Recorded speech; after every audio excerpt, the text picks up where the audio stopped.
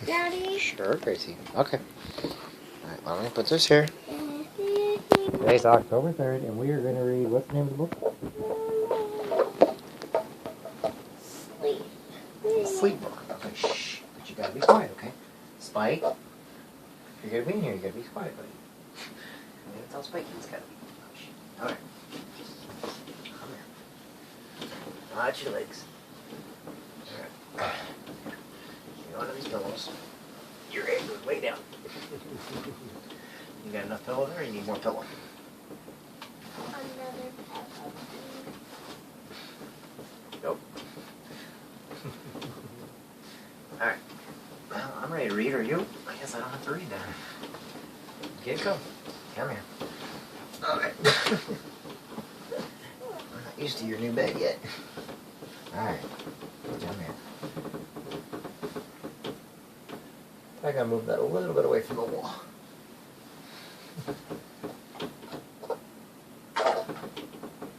Here. When I move that a little away from the wall, then we're gonna read Dr. Seuss book. Give me just a second here. There's no point in that being around. I didn't realize I had that close. There you go. That better? Alright. We're working out all the bugs, aren't we? Meaning all the... Is this a comfy mattress? Okay. I love this one. Okay. Alright, I'll read you a book. Okay, this is Dr. Seuss' sleep book. Let me get everything. I gotta get me reworked into. Alrighty, here we go.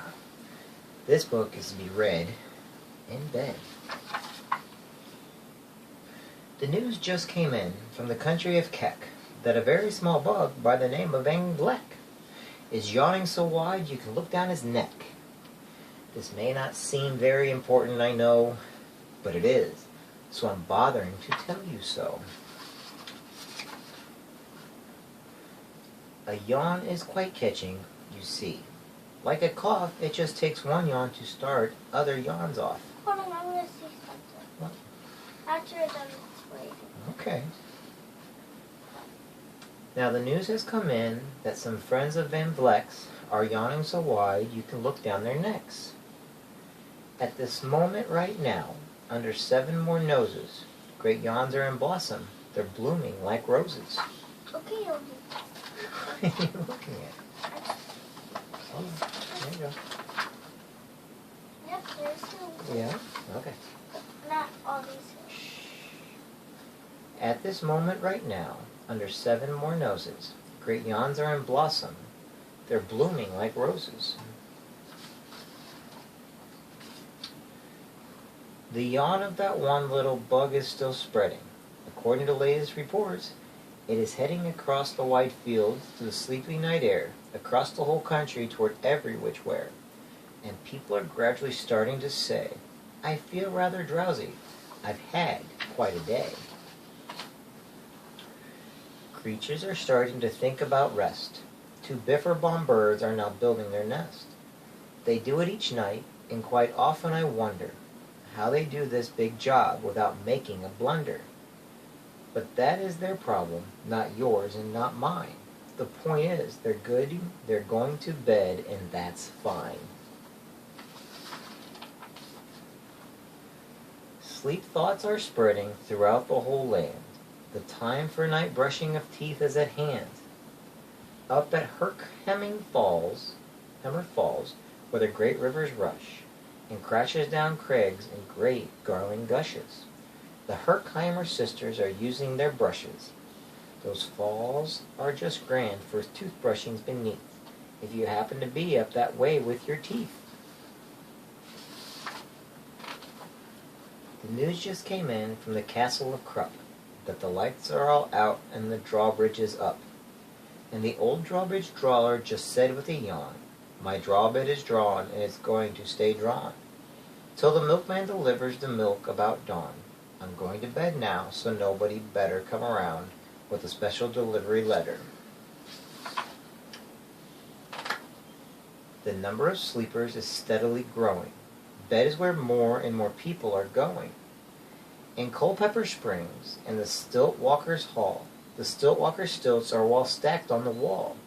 The Stilt Walker walks have called it a day. They're all tucked out and they're snoozing away.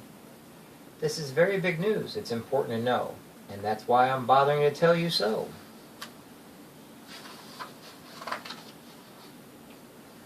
Way out in the west, in the town of Merced, the Hicklehorn Honking Club just went to bed. Every horn has been quietly hung on a hook for the night in its own private Hickley horn nook. All this long day, happy day, they've been honking about, and the Hicklehorn honkers have honked themselves out. But they'll wake up quite fresh in the morning, and then they'll start right in Hicklehorn honking again.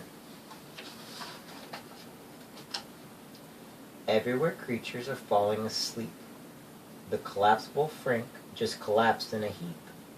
And by adding the frink to the others before, I'm able to give you the who's asleep score. Right now, 40,004,404 creatures are happily, deeply in slumber. I think you'll agree that's a whopping fine number. Counting up sleepers, just how do we do it? Really quite simple, there's nothing much to it. We find out how many, we learn the amount by an audio-teleo count. On a mountain halfway between Reno and Rome, we have a machine in plexiglass dome, which listens and looks into everyone's home. And whenever it sees a new sleeper go flop, it jiggles and lets a new Biggle Bell drop. Our chop counts these balls as they plump in a cup, and that's how we know who is down and who's up. Do you talk in your sleep? It's a wonderful sport, and I have some news of this sport to report. The world champion sleep talker, Joe and Mo Redzoff, have just gone to sleep and they're talking their heads off. For 55 years now, each chattering brother has babbled and gabbled all night to another. They've talked about laws and they've talked about gauze. They've talked about paws and they've walked about flaws. They've talked quite a lot about old Santa Claus. And the reason I'm telling you this is because you should take up this sport. It's just fine for the jaws. Do you walk in your sleep? I just had a report of some interesting news of this popular sport. Near Finnegan Feen, there's a sleepwalking group, which not only walks, but it walks a hula hoop. Every night they go miles. Why? They walk to such length, they have to keep eating to keep up their strength. So every so often one puts down his hoop, stops hooping, and does some quick snooping for soup. That's why they're known as a Hoop Soup Snoop Group. Sleepwalking, too, are the curious Crandalls, who sleepwalk on hills with assorted-sized candles. The Crandalls walk nightly in slumbering peace, in spite of a slight burns from the hot dripping grease. The Crandalls wear candles because they walk far, and if they wake up, want to see where they are. Now the news has arrived from the Valley of Vale that a Chippendale mupp has just bitten his tail, which he does every night before shutting his eyes. Such nipping sounds silly, but really it's wise. He has no alarm clock, so this is the way. He makes sure that he'll wake at the right time of day. His tail is so long he won't feel any pain, till the nip makes the trip and gets up to his brain. In exactly 8 hours, the Chippendale mupp will at last feel the bite and yell, "Ouch!" and wake up. And Mr. and Mrs. J. Carmichael Crocs have just gone to bed near the town of Fort Knox. And they, by the way, have the finest of clocks. I'm not all sure that I quite understand just how the things work with the one extra hand. But I do know this clock does one very slick trick. It doesn't tick-tock. How it goes is tock-tick. So with ticks in its tucker and tuckers in its ticker, it saves lots of time and the sleepers sleep quicker. What a fine night for sleeping from all that I hear. It's the best night for sleeping in many a year. They're even asleep in this Wembley motel, and people don't usually sleep there too well. The beds are like rocks, and as everyone knows, the sheets are too short. They won't cover your toes. So if people are actually sleeping in there, it's a great night for sleep. It must be the air. It's a great night for snores. I just had a report of some boys who are tops in this musical sport. The snortiest snorers in all the fair land are Snortier McPhail and his Snore Band. This band can snore Dixie and Old Swan River, so loud it'll make 40 elephants shiver. The loudest of all the boys is McPhail. He snores with his head in a 3-gallon pail. So they snore in a cave 20 miles out of town. If they snored closer in, they would snore the town down.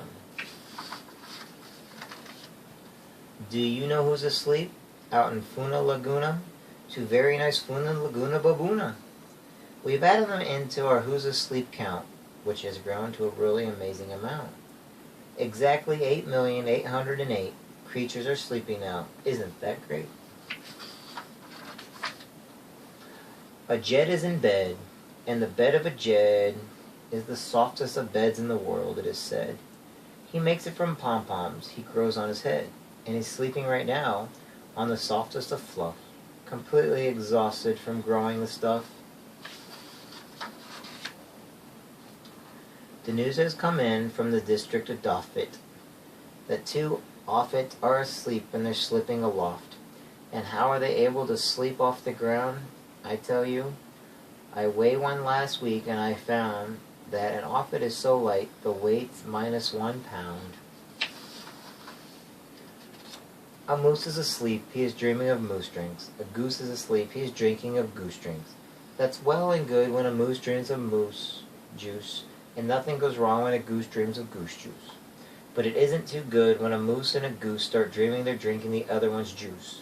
Moose juice, not goose juice, is juice for a moose, and goose juice, not moose juice, is juice for a goose. So when a goose gets a mouthful of juice of a moose's, and a moose gets a mouthful of juices of a goose's, they always fall out of their beds screaming screams. So I'm warning you now, never drink in your dreams.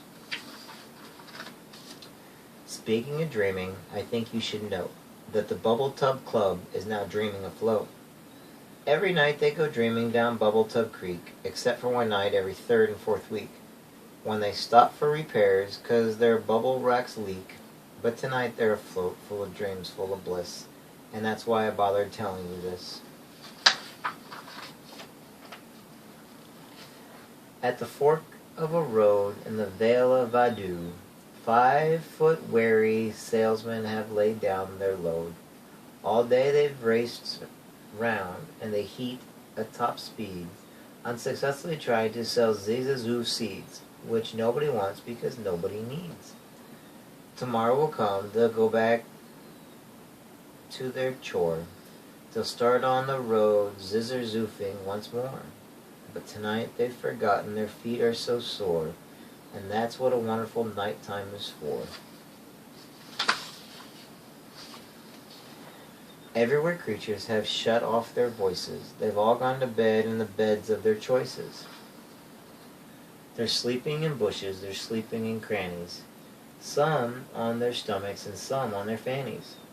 They're peacefully sleeping in comfortable holes, some even on soft, tufted barbershop poles.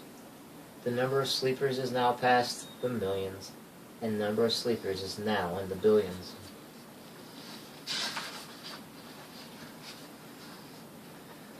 They're sleeping on steps and on strings and on floors, and mailbox and ships and keyholes and doors. Every worm on a fishhook is safe for the night. Every fish in the sea is too sleepy to bite. Every whale in the ocean has turned off his spout. Every light between here and Farfoodle is out. And now adding things up, we are way beyond billions. And Who's Asleep score is now up in the zillions.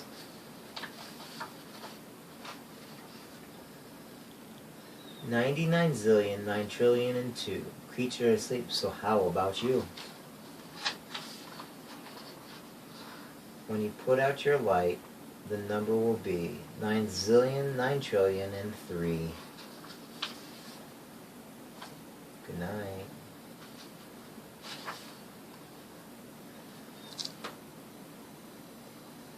I love you very much. Here. Get you tucked in. Watch your head. Watch your head.